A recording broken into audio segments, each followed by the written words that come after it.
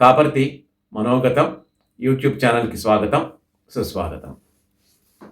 గత 12 ఏళ్ళు 13 ఏళ్ల క్రితం వరకు భారతదేశము దేశ రక్షణకు సంబంధించిన ఏ పరిశోధన చేసినా, ఏ కొత్త విషయాన్ని లాంచ్ చేసినా, ఏ ప్రయోగం చేసినా చైనాకు తెలిసిపోయేవి.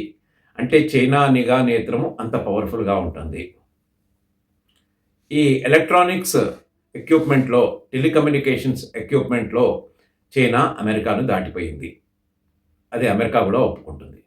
సరే, భారతదేశం విషయంకి వస్తే వాళ్ళు ఈజీగా ట్రాక్ చేసేవాళ్ళు. అయితే ఈసారి ప్రభుత్వము తన వ్యూహాన్ని మార్చింది. దానికి ఒక చక్కటి ఉదాహరణ మీకు ఇప్పుడు నేను ఇస్తాను. ఈ డిసెంబర్ 2వ తారీఖు, 3వ తారీఖు, 4వ తారీఖు ఒక నోటం జారీ చేసింది. నోటం అంటే నోటీస్ టు ఎయిర్మెన్. అంటే భారతదేశము ఒక నోటీస్ని జారీ చేసింది విమానాలకు, అక్కడ పోయే షిప్పులకు. మేము ఇక్కడ ఒక మిసైల్ ప్రయోగం చేయదలుచుకున్నాము, కాబట్టి అటువైపు మీరు రాకండి అని చెప్పేసి ఒక 3000 కిలోమీటర్ల పరిధి వరకు చెప్పింది. దాంతో వెంటనే నోటం జారీ చేయగానే చైనాకు చెందిన నిఘా షిప్, దానికి పేరు వేరే పెట్టింది. ఏంటంటే ఓషన్ మినరల్ రిసోర్స్ వెసెల్ అని పేరు పెట్టి అక్కడి నుంచి ట్రాక్ చేయడం ప్రారంభించింది. భారతదేశం ఎక్కడ లాంచ్ అవుతుంది, మిసైల్ దూరం ఎంత పోతుంది, ఎంత స్పీడ్లో ఉంది అని చెప్పి వాళ్ళు ఈజీగా కనుక్కోగలిగే అంత టెక్నాలజీని వాళ్ళు డెవలప్ చేసుకున్నారు.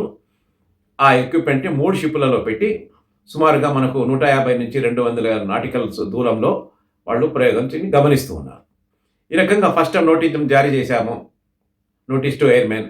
భారతదేశంకి తెలుసు ఇక్కడ షిప్స్ వచ్చాయి చైనా నిఘా నేత్రాలు, కాబట్టి అప్పుడు ప్రయోగం ఆపేశాం. మళ్ళీ వారం రోజుల తర్వాత నెక్స్ట్ టైం కూడా నోటం జారీ చేశాం, నోటీస్ టు ఎయిర్మెన్. అంటే డిసెంబర్ 2వ వారంలో. అప్పుడు కూడా పొలోమని చైనా షిప్స్ వచ్చాయి, నిఘా షిప్స్. థర్డ్ టైం కూడా అట్లాగే 3rd వీక్లో జారీ చేశాము, అప్పుడు కూడా చైనా షిప్స్ వచ్చాయి. ఇక 4th టైం నోటీస్ జారీ చేసినప్పుడు చైనా షిప్పులు రాలేదు. దాంతో డిసెంబర్ 23వ తారీఖున మనము సబ్మెరైన్, అంటే న్యూక్లియర్ సబ్మెరైన్, అంటే దాన్ని జలాంతరగామి, అణుశక్తితో పనిచేసేటటువంటి జలాంతరగామి ద్వారా K4 అన్న బ్యాలిస్టిక్ మిసైల్ని లాంచ్ చేశాము, ప్రయోగించాము. అంటే K అంటే 400, K అంటే 1000 అని, 4000 కిలోమీటర్స్ దూరం వరకు ప్రయాణం చేయగలిగే ఈ బ్యాలిస్టిక్ మిసైల్ని మనం సక్సెస్ఫుల్గా సబ్మెరైన్ నుంచి, జలాంతరగామి నుంచి లాంచ్ చేశాము. ఈ రకంగా చైనా యొక్క నిఘా నేత్రాల నుంచి తప్పించుకోగలిగాము. ఆ మిసైల్ యొక్క స్పీడ్ ఎంత, దూరం ఎంత, ఇవన్నీ కూడా చైనా గమనించుకోలేకపోయింది. కాబట్టి చిన్న చిన్న టెక్నిక్స్ని ఉపయోగించి భారతదేశము ఈ ప్రయోగం చేసింది. దీంట్లో సక్సెస్ అయింది. ఇంకొకసారి భారత ప్రభుత్వం ఏం చెప్పిందంటే, ఈ సబ్మెరైన్ ద్వారా ఈ K4 బ్యాలిస్టిక్ మిసైల్ ద్వారా న్యూక్లియర్ వెపన్స్ని కూడా ప్రయోగం చేయవచ్చునా లేదా అన్న విషయాన్ని మేము పరిశోధన చేస్తాము. అతి త్వరలో ఈ సబ్మెరైన్ ద్వారా, న్యూక్లియర్ సబ్మెరైన్ ద్వారా బ్యాలిస్టిక్ మిసైల్ని ఇండక్ట్ చేస్తాము అని చెప్పేసి భారతదేశ రక్షణ శాఖ ప్రకటించడం జరిగింది.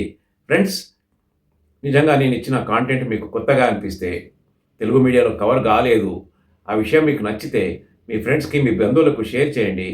వారు సబ్స్క్రైబ్ చేసుకోకపోతే చేసుకోమని చెప్పండి. తద్వారా కాపర్తి టీం మరింత మంచి కాంటెంట్ని ఇవ్వడానికి టీం మరియు నేను ప్రయత్నం చేస్తాము. జై హింద్.